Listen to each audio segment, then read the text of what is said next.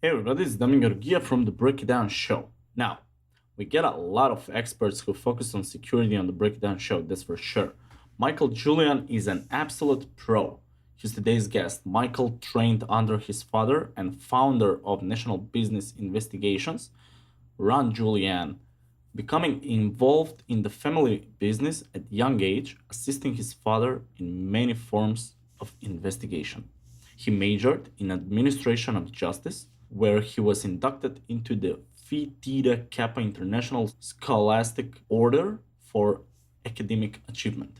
Michael began working full time for the National Business Investigations in 1990, specializing in surveillance operations.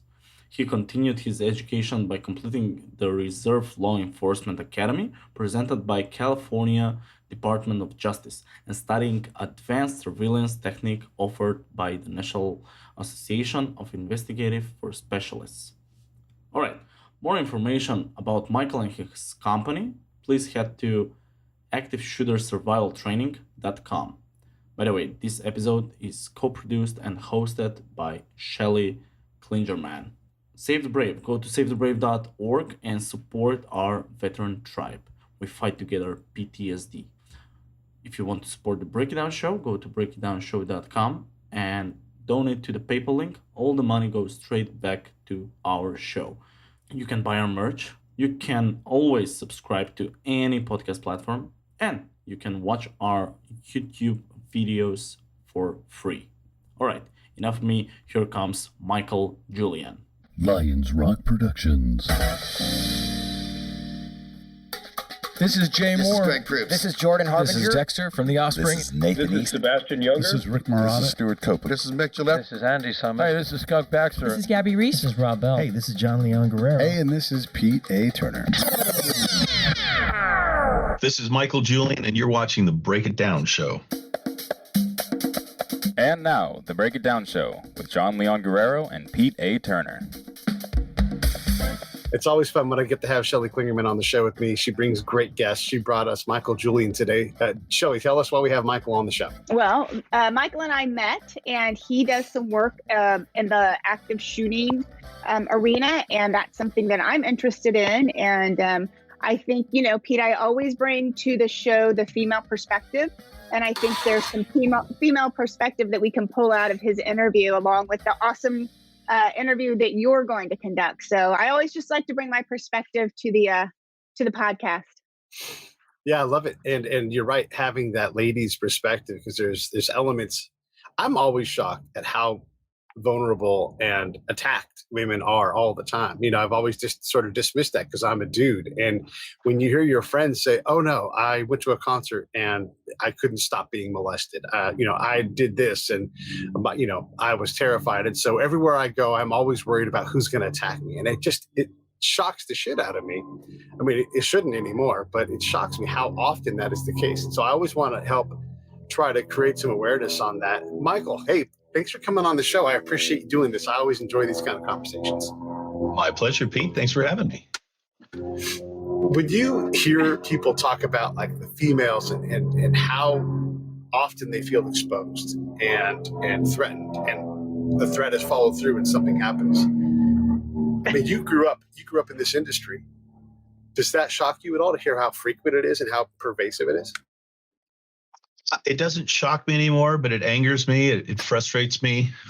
It's the same feeling I had 8 years ago when I decided to create my active shooter program, because I was frustrated.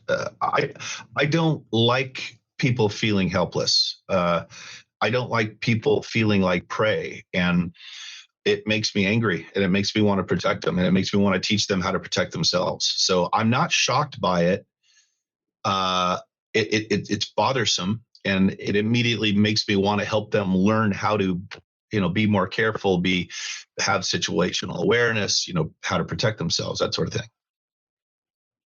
Yeah, and we're not all sissies. It's just that the cards are stacked against us sometimes. People don't pick on people smaller than them, so women just tend to be naturally smaller than the guys. So we're just, for some reason, easy targets. So yeah, we like being able to protect ourselves. And I think there's just aspects of self-protection that women have to intentionally talk about, because, active shooter, I'm just going to tell you, it probably comes up more in male conversations than it does female, but it needs to come up equally. And it's something we just have to be intentional about talking about, because we are as likely to potentially be caught in an active shooter situation as a male is.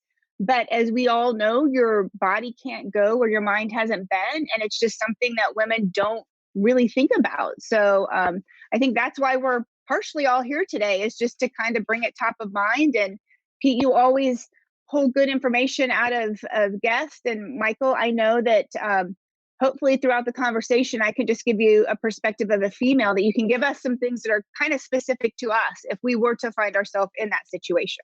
So one of the things that I learned through going through my prep for you, Michael, is you have a fantastic acronym that I think gets after a lot of what we have to deal with in any situation. Active shooter obviously falls into the thing, but that whole ALIVE acronym and that first A is massive. And I'm just going to use an example from the other day. It doesn't have to be an active shooter. It can be another situation where, so my girlfriend and I, we like to call ourselves Orange County First Team First Responders. We respond first because the first response is self-response, and then the people in the immediate area. And then finally, minutes later, seconds, however long, it can be that professional element. So in the meantime, something has to cover that gap. So we were getting gas on I-5, and I'm pointed away from everybody else. I'm sort of looking out and just kind of putting gas in my car mindlessly, like we all do. And then on the same island as me, but behind me by like 2 pumps, another guy was getting gas. So my girlfriend comes out. She turns around. I'm going to now go leave the car to go bathroom and buy a drink or whatever. And she turns around and she's like, "Op, op, op." She didn't even have words. And so I look and I see that the truck behind me, the automatic shutoff hasn't turned off on the pump. And it's full, and there's a geyser of fuel, and it's just exploding everywhere. There's no fire yet, but it's gasoline just in a 10-foot bubble of gasoline. And so I look, and I'm in shorts. I'm driving, so I'm in shorts, t-shirt, flip-flops. And so I look, and I'm like, damn, there's nobody else around. There's no real obvious ignition source. I'm going to go over there and make this pump stop pumping. And so I did, and I paused one more time at like the fuel bubble before I went in, and I looked around. I'm like, okay, yeah, this is going to be quote unquote safe. I am going to get covered in the fuel, but this is going to be safe. And I was able to stop the threat of everything. And then my girlfriend pointed out later on, hey, there was an emergency shutoff valve right here by it. I didn't have time to do that. But that first A, right, Michael? I mean, like, I was able to assess the danger and go, this is probably going to work out okay, and I could run towards the action. But I'm also an action guy. I've been trained to respond in those kind of ways. Yeah, the A is so incredibly important in ALIVE, and the acronym is for Assess, Leave, Impede, Violence, and Expose. But the assess situation literally can be applied to any situation that is pending danger, where you're like, okay, what should I do now? You are assessing what you know about the situation, what is happening, what your options are, and then making a determination or making a decision as to which option to take. And, I don't know if it has to do with personality style or training or education or whatever. Many people will instinctively use the assess without thinking about it, the assess step or process before going into any situation that they have to really go, okay, what am I going to do? Some people just mindlessly walk into anything, not really considering what the consequences are, unfortunately. And that sometimes will get them hurt or killed. But yeah, the assess process can be used in a multitude of potential situations. My buddy Brad has been in a couple situations recently or similar kind of things where he assessed something and made a call. So there was a domestic violence incident somewhere near him, and it approached his world. And so he's like, this is outside of our scope. This is not comfortable. You're outside of your house. I'm calling the authorities, because that's their job, right? And everybody internally would probably within that domestic dispute, they probably would like to have kept that in the house, but it had left the house. And so he's like, we're doing that. And then there was coincidentally enough, it was a fire response because of roofers, and there was a problem, and they triggered the sprinkler system. And they're like, yeah, it's no big deal. And he's like, have you called the fire department? No, we haven't. And he's like, I'm going to help you out. I'm going to call the fire department, because those guys, again, were trying to keep their problem self-contained. But this is a an area where, you can't have a fire. It's right on the edge of the Cleveland forest. I mean, there's, anything can happen at this point.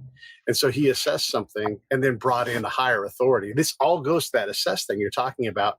But also, I want to get into the leave part too, because I like it that second. Just get the hell away from the danger. How do we reduce the danger? Okay, well, let me back up a second. So everyone's heard of Run, Hide, Fight, which was the very first version put out by the government after the Columbine killing. It's a very simple thing to remember, like stop, drop, and roll, that type of thing. But it was the first version, and the first version of anything is usually imperfect because it takes building and trying it and seeing what failed and what worked to improve upon it. So everybody like me in the security industry that has created a program like this, it's all based on Run, Hide, Fight, because that is literally what you want to consider, what you want to do. And you want to, those considerations should be chronological. If you can get the hell out first and foremost, that's what you do. So leave is like run.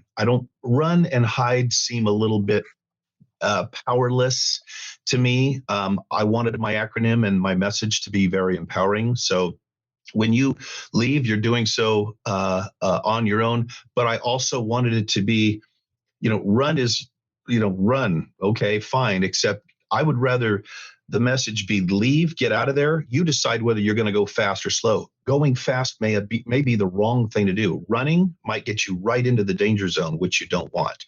But leave is just like run. It's essentially the very first consideration. If you can remove yourself from that danger, that is the first thing you attempt to do. Yeah, so I just want to interject real quick.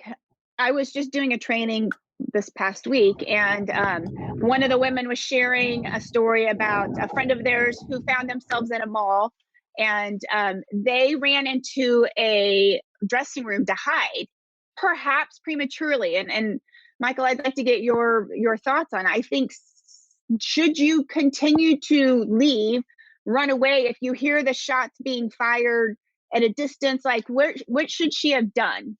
Did she do the right thing? So again, it breaks out in a mall. She runs into a dressing room and hides. Is that premature? Should you do what's the right thing? And I don't know if there is a right thing, but with such limited information, I can't tell you definitively what she should have done. But what was the precursor? What was the alert that made her fearful that she decided to do that? Did she hear shots? She heard shots. Okay. Per the story, yes, she knew that there was a shooting.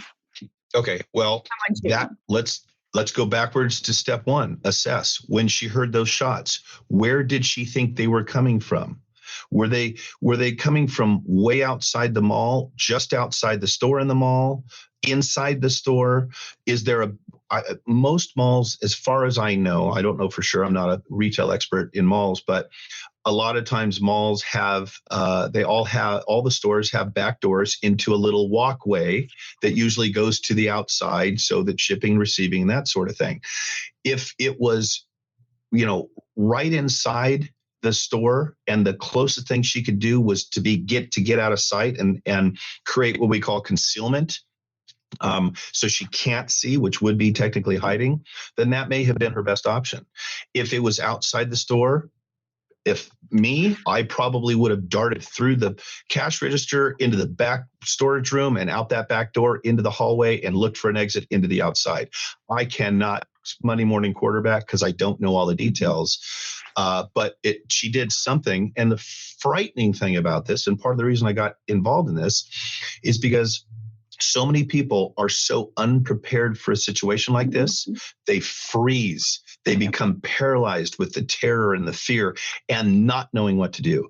Now, I've got a gal named Liz Moreno that was at the Las Vegas Mandalay massacre, who was one of my students back in 2014. And she credits my program with her survival because she remembered what I said. If something like this happens, the first thing you got to do is try and remove yourself from that situation. Had she remained laying down on the field where Stephen Paddock was shooting into in front of the stage where Jason Aldean was singing, she may have very well ended up a casualty. But she got up, and despite what her boyfriend wanted to do, he wanted to stay laying down. She said, dude, I'm going with her without you. They stood up and they took off running and got out of the danger zone. So I cannot, depending on her assessment of what was going on, and that was depending on all the different factors, like where the shooter was and the layout of the store. I don't know if she did the right thing, but she did something, which is the first step. Well, and I think too, a lot of people don't think about going through, like you have the entrance of the mall or the store and people don't pause. And again, the body doesn't go where the mind does it. They don't even think there's that as an option. And I think that's one point that I would like to share out to, I'll talk to women, my audience, and men, but you have to change your mindset and unprogram that there's more than one way to get in and out. And you have to think about that, like you said, the storage room or going behind the cash register. Because I just don't think that without thinking about it in the moment of not a crisis, that you're going to think about it in a crisis, like as an option. Yeah, mindset is so incredibly important. I use that word no less than 30 times in my training. Not only do I talk about what your mindset must be, and it's got to be a mindset. It's got to be in place before an event like this happens. But I also talk about what the mindset of the killer is, so you understand what your opponent, and they are your opponent in this situation, what their mindset is and what they're thinking, so you can use that information against them. Yeah, I want to take this away from active shooter again too, because that mindset is a pervasive mindset. So I see a gas pump, it's pumping fuel out. I already am set to go. I'm going to try to diffuse the situation, if I can. So I assess it. Is this something that I can help with? Because leave can be leave the immediate X area and then flank and then come in and, that first action, right, Michael? Like, they say a lot of people that die in airplane crashes, they die post crash. They survive the impact, but they don't have the action mindset. So they're shocked, they're in fear, they freeze, and they don't take that next step because they're not trained for it. Their mind doesn't trigger in a way that they can go and do that. So how, without putting people unnecessarily in danger, how does someone develop that mindset to act, be proactive, whether you're proactively getting the hell away from the situation, or if you're capable of, you're able to reduce the harm in that situation, whether it's active shooter or anything? Well, there's two elements. One, it's training, knowing what to do in the situation. And the second one is the confidence and the lack of self-doubt that comes with having training. If you have one of the biggest defeaters in people's ability to act is it starts with not knowing what to do, but it's compounded by the fear or the insecurity or the self-doubt that comes with not knowing what to do. Liz Moreno knew what to do. She said, when the shooting started and I laid on the ground and covered my head, and immediately I went, wait a minute, I've been trained for this. I know what to do. She said, I immediately became calm and just followed the training that I had. So there's so much psychology involved in the security and especially the survival mindsets. When I do my little video posts, I have a few different series that I do for social media. Like I talk about executive protection, and the reason that Shelley and I got involved was because I talk about safety tips for women.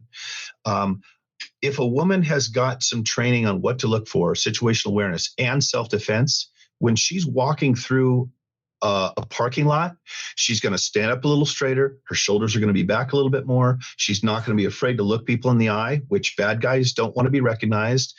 They're looking for easy prey. So if they're looked in the eye, they're going to think twice about attacking somebody. Just that confidence and awareness about knowing what to do, that's one more factor that aids in your survival and deterrent for a would-be victim.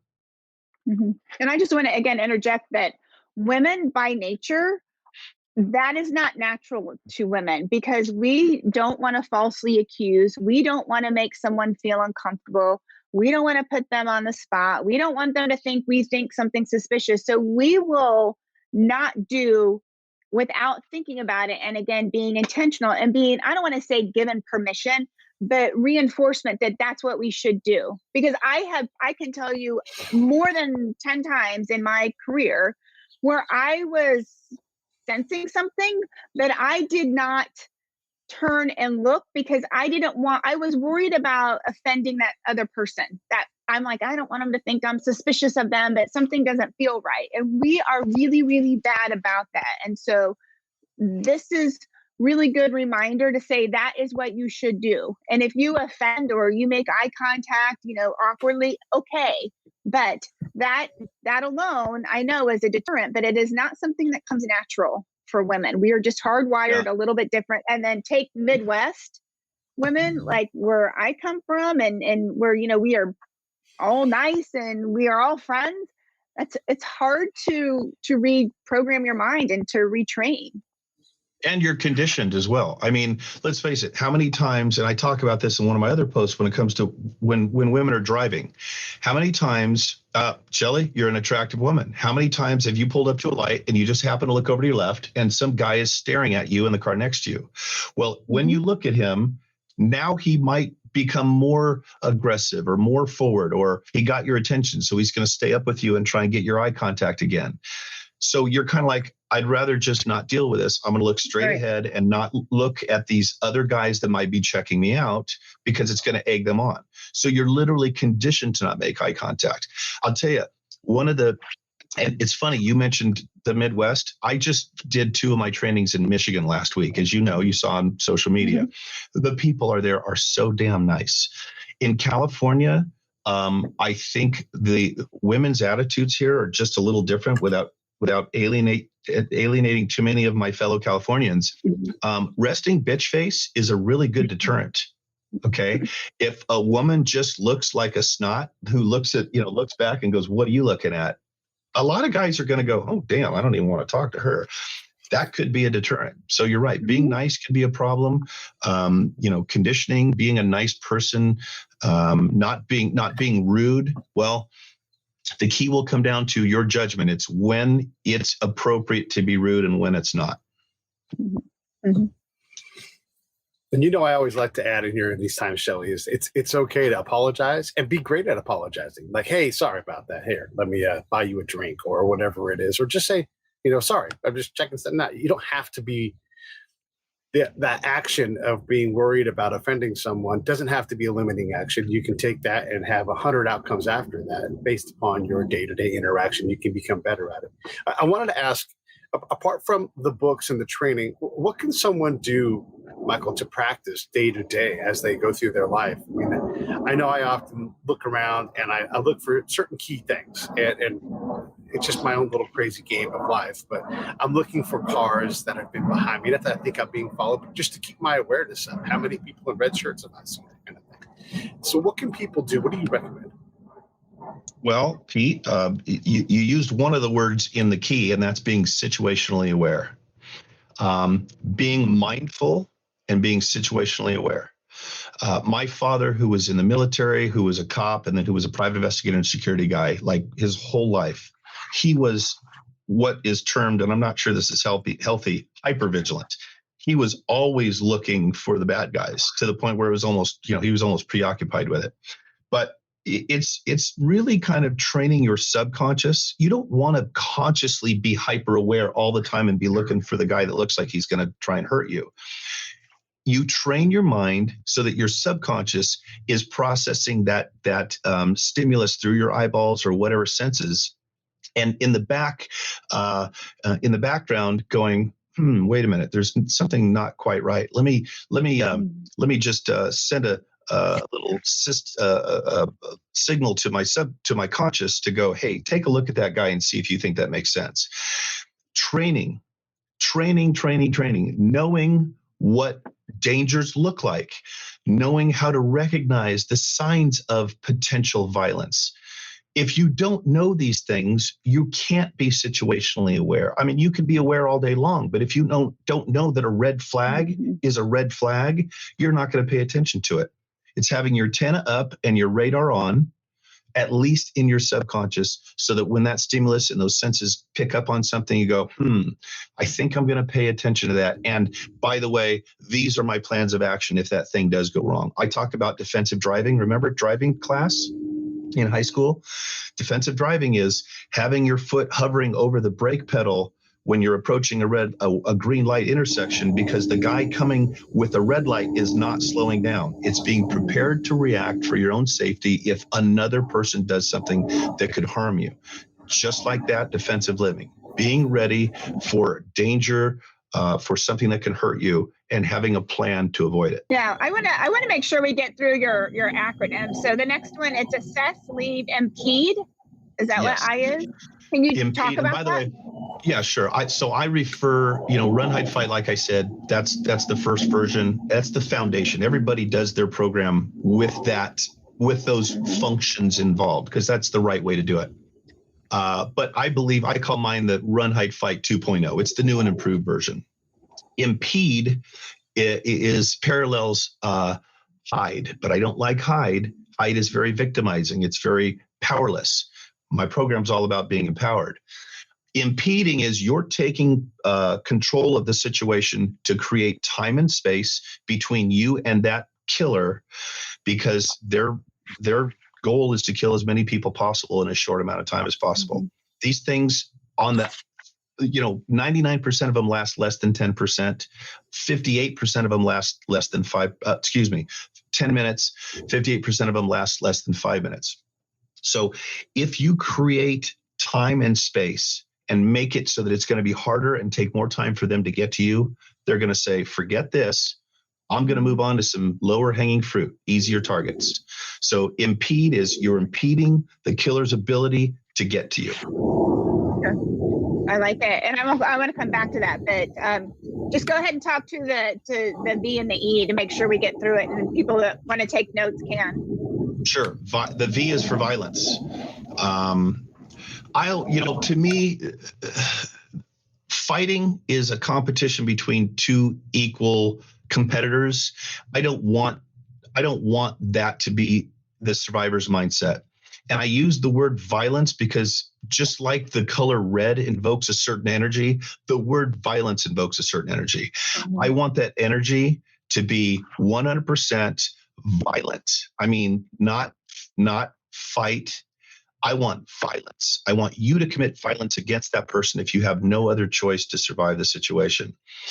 And I spent a lot of time on violence because there's a lot of people that have a real problem with the word, with the action, with anything, associated to violence.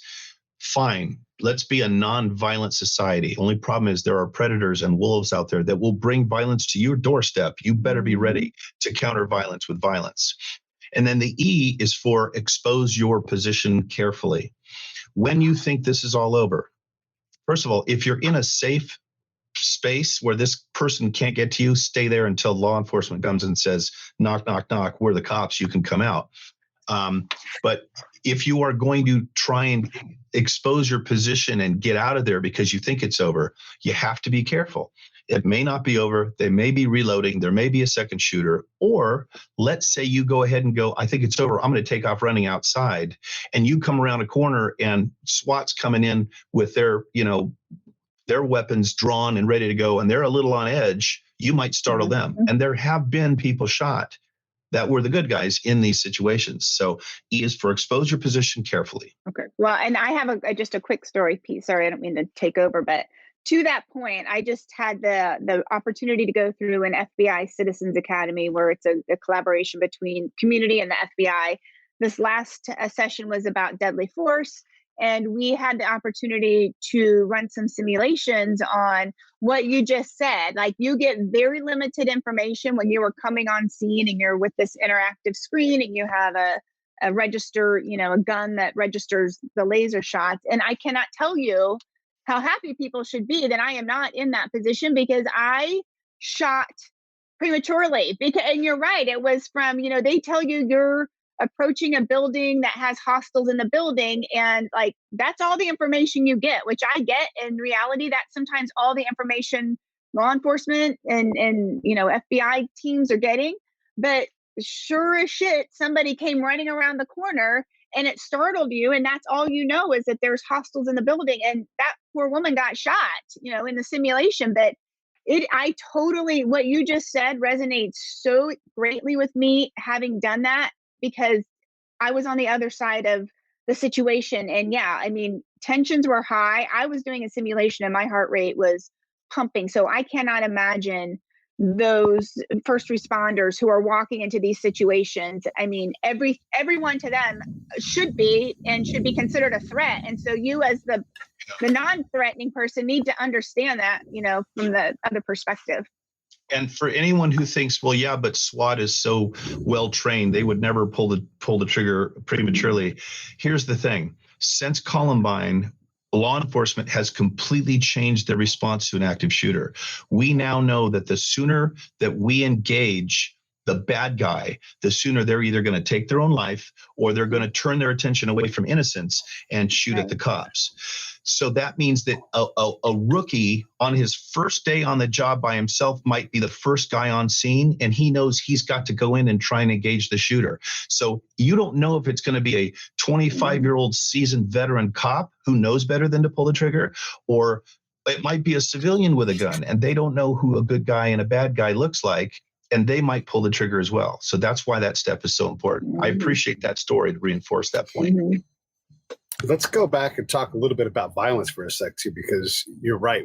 When you're in a situation where you have to escalate and use violence, it's not a fight. You're trying to end the threat to you immediately, or end the threat to the others around you immediately. And so if that means hitting them in the head with the 4x4 and that's what's available, then that's what you do, and you do it with intent to make that person stop being a threat. It's not a time for gentle action. It's not a time for hugs. It's not a time for your Brazilian jiu-jitsu game. It's, if you have a bike lock on your backpack, you swing it, you hit that MFer in the face so that they don't want to be a threat anymore. I always tell my daughter, if you ever get accosted by somebody, take your thumb and jam it to the back of their eyeball, because I don't want her to be in a threatening situation, and no one is going to want a thumb in their eyeball. Yeah. And you hit the nail on the head, Pete. And what I teach when I teach the violence section, I talk about literally what you just said. Most everybody's got a pen accessible in a workplace or a school. I talk about if you're standing there behind the door, which is something I teach, and the government doesn't teach that. I don't understand why, but we have a difference of opinion on that. You take a pen and you put it with your thumb behind it so it doesn't slip. You put your elbow eye high, and when they walk through the door, you go right to the eyeballs. Now, if you go through the eyeball into the gray matter of the brain, they cease to be a threat, right? However, let's say you miss and hit them here, or, oh boy, I might have just put a blue mark on my forehead, here or here or here. What does the brain's auto response do when someone attacks the sense that you use more than any, that you depend on more than any other sense? It's stops going, I want to shoot people, and it goes, I have got to protect the eyeballs. So they either drop the gun or they go like this, and now they're in a position of defensiveness. And now we are the empowered attacker and they are the victim, and that's exactly where we want them. And I want to add to this. To your point, Michael, I'm sorry. Let me just Michael. Oh, go. You go, Shelley, you go. I'm going to put you in the big screen and everything. No, but just to your point, violence, you're saying violence, some people don't like to even talk about it. Again, it is not natural for women to go there. So I think that, we have to see ourselves doing it, and you have to visualize, you have to be in the mindset, and you a little bit, I don't know how you practice gouging a pen to an eyeball, but you have to practice it a little bit so that you don't second guess. And it's not natural for anyone. It's really not natural for women. So again, I just want to make a point that I 100% agree with what you say, but women have to do a little more work to see yourself doing that. Okay. Now, sorry, Pete. Sorry to interrupt you, Pete, but I got to comment on this. What you said, so many women will be agreeing with right now. Let me immediately change your mind and tell you, empower you. I do this little exercise called can you take a human life? And there's usually at least one or two people every other or every third training course that I do that says I could not take a human life. And guess what sex it normally is? Women. Yeah. So I love it when women raise their hands, because my first question is, do you have children? If they say yes, I got them. because women have something instinctively, genetically built into every fiber in their soul that will give them the ability to be the most ferocious animal on earth if somebody threatens the health and safety of their children. So any woman that says it's natural for me to this, or I couldn't do that, I go, are you a parent? Do you have kids? And they say yes. I go, well, do I have your permission to change your mind? And then I walk them down this little path, this journey of who's your children? What are their names? Okay, now picture them on these people's face, these people right now. Look at them and picture them. Now, I'm a bad guy. I have my gun pointed at their heads, and I'm going to count to 3. And when I hit 3, I'm going to pull the trigger. Now, you put your gun and you point it at me. And I tell them, and they put their hand up and they have their little handgun and they point at me. And I say, now, all you have to do before I get to 3 is pull your trigger. 1, bang, they pull their trigger. I'm dead. The threat is over. Their children are safe. Women have, they talk about men being more type A than women. Women have a survival and a violence and destruction and destroy the world instinct that men will never know, because women have got that thing. They're wired to protect their baby cubs. And if you threaten the lives of their baby cubs, stand back, because the world's going to turn upside down. So I loved having that conversation with women, because it's like a light bulb goes on. Okay, wow, you're right. Picture how you would feel if someone is threatening the lives of your children, and their whole posture changes. They stand up and their brow goes down and like, yeah, I don't think so. So there is the solution to that self-doubt. If you're a woman and you have kids, you've already got it in you. I want to take what you're saying and let's amplify that. And by the way, thanks for making my job easy, you two, and just doing all the talking. So I'm going to try to shut up as fast as I can. The person doing the active shooting is not in their right mind. This is the norm across the thing. One of the things you can do is change their mind. And you can do that by jamming a ballpoint pen into their eyeball or missing and hitting their face. They will have to respond.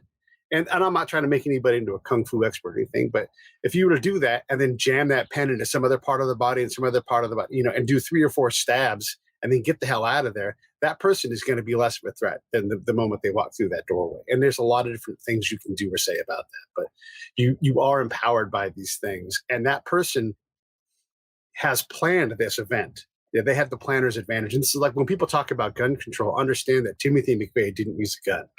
And he blew up buildings, he blew up babies, he killed people, did not have a gun. So if we think that by getting rid of guns, we'll get rid of violence, we won't. These wolves that you talk about, these people that bring violence to your door, they have all of the advantage until they start acting. And then all of our ability to pause, to find that thing that will allow us to survive or to protect or whatever it's going to be, whatever our mission is, whatever our situation is, they have now started the action, but they're not going to be the ones that finish it. Usually it's going to be some other element, whether it's the Boston PD or the Dallas PD redefining what a bomb robot is and turning their robot into a bomb, or, it's the person taking their own life. The person is not in their right mind. We have to keep that in mind in these situations. This is not someone you can reason with, and it's not someone you should reason with. I will agree with that. They are not in their right mind. I want to clarify that does not mean that they are mentally ill, though many of them are.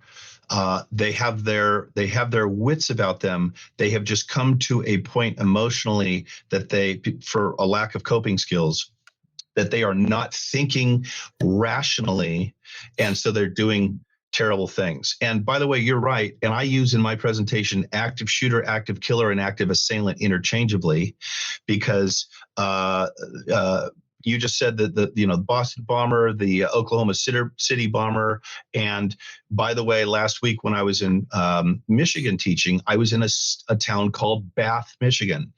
Bath, Michigan in 1927 was the site of the biggest school mass killing in the history of this country, when a guy named Andrew Kehoe blew up the school, the middle school there, and killed dozens of children and 6 teachers. So it does not have to be doesn't have to be gun related. And by the way, overseas, there's more mass killings done with fire and explosive and edged weapons than there are, guns here in America. That turns out a guy Michael, with a just machete can attack people for as long as they want until someone stops them from macheting people. Yep. So Michael, if you were to find yourself face to face with one of these, individuals, is there a way, this is more of a question, is there a way to break their trance that they're in? Should you try it? No. Just Absolutely not. They have come to a point in their existence where they're trying to, most of the time, in the case of killers in the name of idealism, especially like the husband and wife, they were a Muslim couple. Not saying anything bad about Muslims, so I don't want anyone to get mad. They were an extremist Muslim couple who were, ISIS, Taliban, whatever, decided to do it in the name of their God, of Allah. Well, in that religion, you don't do what typical active killers do, and that's kill themselves, because they wouldn't get into paradise. They would try and escape and live on to do more in the name of Allah, which is killing people that don't believe in the Muslim religion. But the bottom line is, if they are there and they are a textbook active killer, there is no way to deter them. They're not going to stop. Now, just last week, a young girl, I don't remember, 12 years old, brought a gun to school and shot a couple of children, and the teacher walked over and talked the gun away from her. Kids are a different situation. I don't train small children because I can't tell them something with the confidence that they will do what I tell them to do in the training. And also, they are the exception to the rule.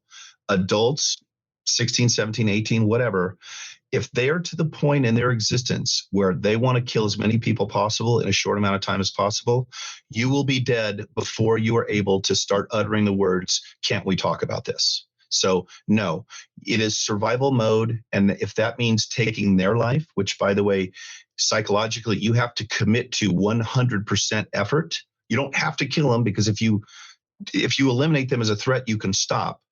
But if you don't commit 100%, if you commit 85%, you're leaving 15% on the table for them to use against you. It's 100% commitment, and it is do or die. So it's all or nothing. That 15% too, or that 100% approach also goes to that leaving and assessing. Like, you really have to, this is not a time for half actions. And for everybody, most of the time, the best, especially in the active shooter, is to just simply get away from the situation if at all possible. Mm-hmm. And then make that the thing that's most important to you in the whole world. Because it is, you don't know when this thing's going to end. You don't know when it's going to turn. You don't know when, like you said, running draws their attention and causes harm to somebody who's behind you or whatever it is. You have to get out of there like it's the most important thing you've ever done, because at that moment it is. Yeah, and I just want to again come back to one of my experiences again with this academy, because you're saying things that we talked about, but again, most of the women, when they were talking about the deadly force and shooting for a body mass, it came up at least 3 times, and I'll admit it was from women that said, "Can't you just shoot the leg, or can't you just try to stop them with the arm?" And their blanket answer was, no, go for mass. And it's that commitment that you both were just talking about. You have to commit to doing it. Don't, and again, you have to see yourself, and you have to have that mindset we've been talking about. Yeah, the time for titty twisters is past. It's time to this is violence time. It's not, again, it's not hugs. It's not none of that stuff. This is not that situation. Mm-hmm. You're on mute, Michael. Now Michael's on mute. Oh, I don't know. Did I mute you somehow? Nope, you're not muted here. I don't know. Well, we'll cover for you until you're able to figure it out. Somebody, he's quiet. Shelley, how have you been lately? I'm good. How often do you go through training to improve your ability to do things? Jump in whenever you can, Michael, if you can't talk. Yeah, cut me off whenever. I always take the opportunity to go through any training that I find. And this was a really unique, and I'll put a shout out for this program. The FBI does this across the country. I think each one of their states has a community outreach post. And I highly recommend this program. It's an application, so you're not guaranteed to get in. But if you have the opportunity to do this, I strongly recommend it, because it gives you a perspective and an appreciation that I found incredibly valuable. And I learned a lot about the FBI, the Bureau in general. Michael, you there? No. He said yes, we said no. I'm going to kick you out of the studio. Come right back in, Michael, and that should fix everything, hopefully. How about now? Oh, shit. Yes. Yeah. Yep. Yes. Good. Yes, I didn't kick you out. So I clicked on mute and unclicked on mute, and now I'm not muted. So that's interesting. So You're is there not deep muted. echo? Should I put these back in? Or are you good? I think we're good. Let's just go with it. Okay. Don't remember what we were talking about or what my point was going to be because I got. I had made the point about people only wanting to shoot, to maim, and the Right. answer was no. So this would be my response. The worst thing in a situation where it's life or death is regret. If you live to regret it, that's unfortunate. So my response would be this: if you shoot them in the shoulder because you don't want to kill them and they are still able to kill you, are you better off, or should you just not take any chances? Look, I'm kind of a hard ass when it comes to this sort of thing. I feel like if you are going to attempt to take my life, you have forfeited your own rights to stay alive because I don't deserve to be killed. You're the bad guy. You just forfeited your rights. I'm going to take you out. That's why every law enforcement, probably up until recently, every law enforcement in the country teaches if you have to pull the trigger, it's because you're in fear for your life or the life of somebody else. So you empty your magazine in that person. You make them dead. Now, are there times when that's not necessary? Of course there are. But in a situation where an active shooter who we know's only goal is to kill as many people possible in a short amount of time as possible, that's all they care about. Their only fear is failure. And they've already decided usually they're going to kill themselves, so they have no regard for human life. Don't try and wing them. Try and stop them. Mm-hmm. People that don't want to get shot and killed act like it. If that person is there to kill people, they don't care about human life, and so they've already changed the rules of the game. For sure. And I want to let everybody know that you can always watch a Break It Down show on YouTube. That's my preferred location. You can go to breakitdownshow.com and you can click on any show there. There's 1,000 episodes. So if you're new to the show, that's a good place to go do it. You can watch on Facebook as well. And then the PayPal link is a good way to support me as we put the show on the road more and update equipment. So just go to the PayPal link at breakitdownshow.com, put a couple bucks in each month. That helps us to just continue to grow the show. But more importantly, you can go to activeshootersurvivaltraining.com. You can go to the podcast tab, or you can go to the books tab, or any of the tabs there. You can actually even become a certified trainer with what Michael does, because this Alive thing, I mean, look, there's not less companies that need this training. There's more. So there's an opportunity also, if you find this to be something you're passionate about, you can become certified in this and take it not only to the next level personally, but also make it a profession for you. Talk a little bit about that certification process and what is the marketplace like? I mean, as you just said, policing is evolving, whether we understand it or not. It's changing, and we're having to try to deal with, Minnesopis is trying to have unarmed traffic enforcement. So we're going to see how that goes. There's a lot of changes. So what are your thoughts on the marketplace, and what should people do to get a hold of you to try to become a certified trainer? Sure. Well, any of my training programs, I've got the online e-learning. I'm starting a live virtual training option. I've got the in-person training. You can find it on activeshootersurvivaltraining.com. I'm all over social media, LinkedIn, Facebook, Instagram as a live active shooter. I do these posts like that's how I met Shelley, is because, I was doing safety tips for women and somebody said, hey, who Shelley Klingerman is? She's got the stiletto agency. You got to call her.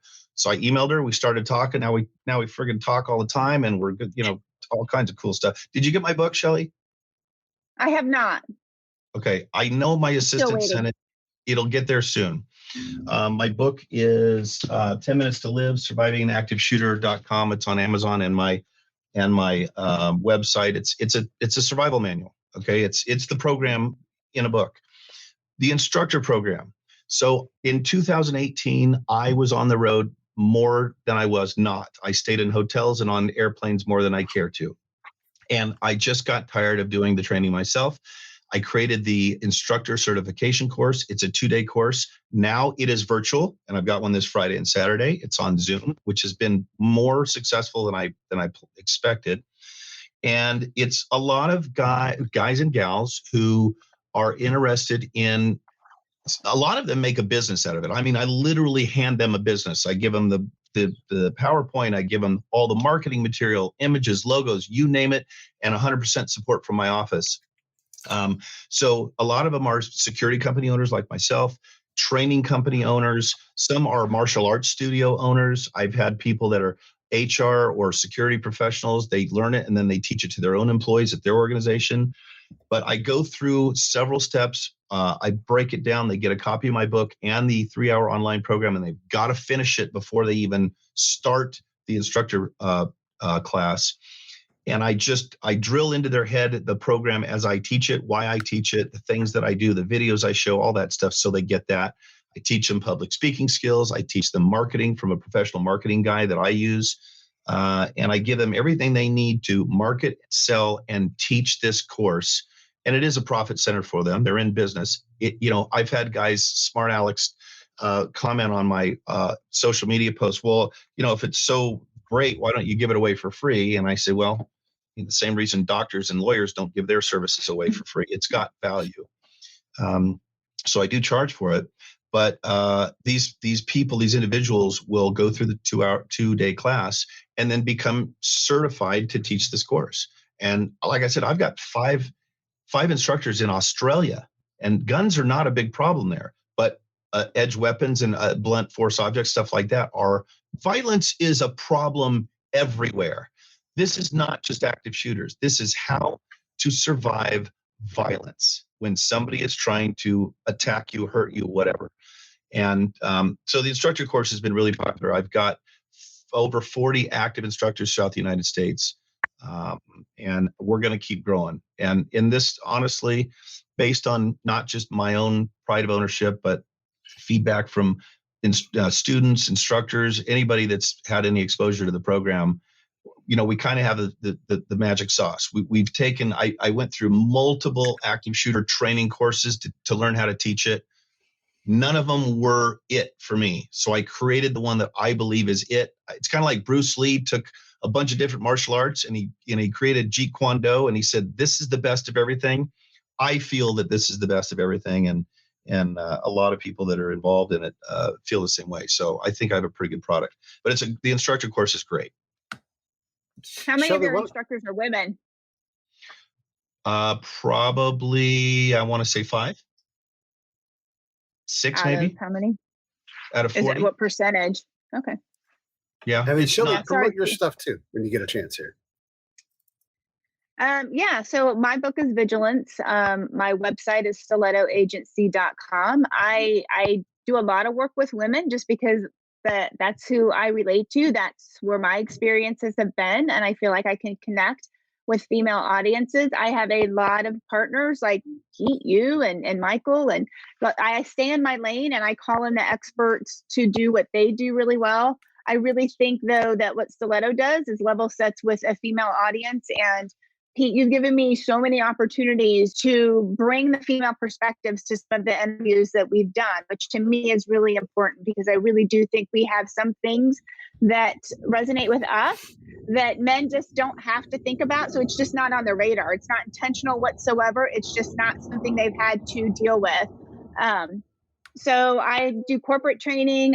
This weekend, I'm doing some training with college females and women getting ready to go to college. And it's actually a mom's daughter class because I want that conversation to go back and forth. And also do just, if you're looking for a speaker, a guest speaker for organizations. So thank you for letting me share that. But Pete, tell me, we always have a good time on these podcasts.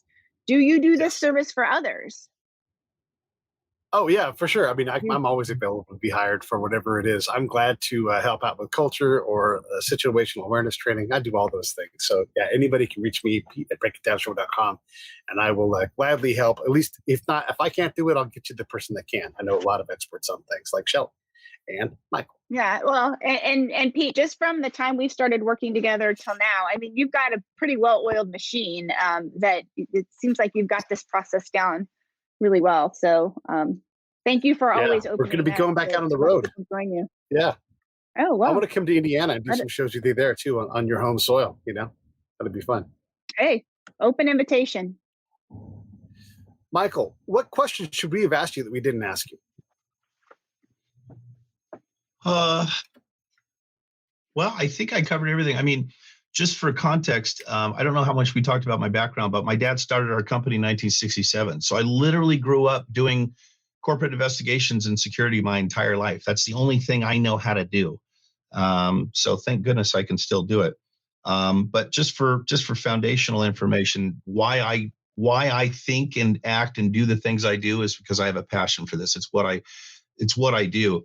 The reason, and I've got the investigations company, I've got the security company. We do uniform security and executive protection all over the country. But frankly, after 34 years of doing this, actually it was about 28 years of doing this. When I started creating Alive, I was burned out. I was sick of investigations and security. It's all I'd ever done. Yes. So between creating the Alive program and finding something that I can pour my passion into and feel good about, that's new and exciting, that I feel so strongly about, and then having Liz Moreno contact me and say, your training saved my life, which was the second most profound event of my life, second to my children being born. This is what I do 90% of the time now. I still have my companies. I've got a great executive team that runs things, but this is what I live for. And I'm constantly updating and, upgrading my programs to make it better and better. And it's what I plan on doing for a long time. I plan on Alive being the number one recognized and utilized active shooter training in the world someday, because there's a lot of them out there, and I'm not saying they're bad. Most training is better than no training. But I feel pretty strongly about this one, and I think it's gonna be the standard everywhere someday.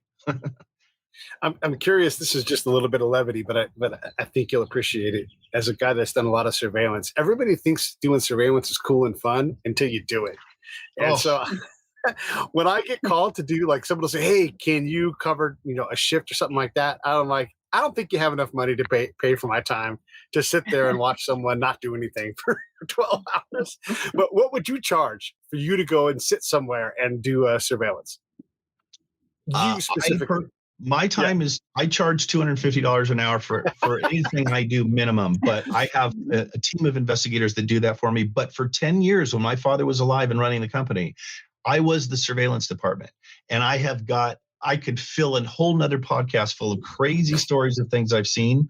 But to get me into a surveillance van, even for $250 an hour, I'd be kicking and screaming, because there's only so much peeing into a Gatorade bottle you can do, or sweating in 120-degree Palm Springs weather that you can do. And no thanks. I'm too old and too beat up and beat down to do that ever again. So basically no amount of money. I love it. Shelley, any final thoughts before we close out? Well, just one thing to leave us with the connection between mental health and safety.